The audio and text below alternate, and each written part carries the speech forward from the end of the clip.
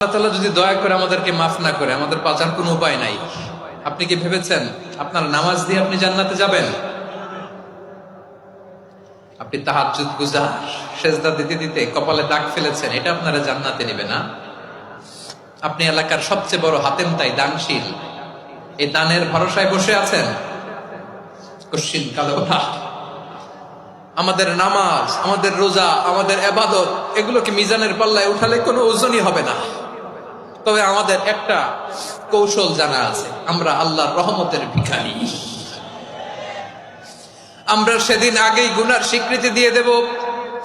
আমরা বলবো, আল্লাহ তুমি প্রশ্ন করার আগে তোমার একটা কথা বলি, আমারে কিছু জিজ্ঞেস করো না, আমি সব করেছি।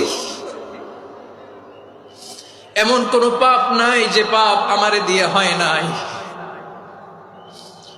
তোমার রহমত দিয়ে তুমি জান্নাতে পাঠাবা, তোমার দয়ায় জান্নাতে যেতে চাই, আমল দিয়ে না। পারবেন বলতে?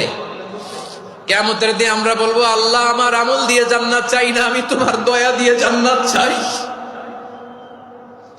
তোমার দয়া ছাড়া আমার কোনো উপায় নাই।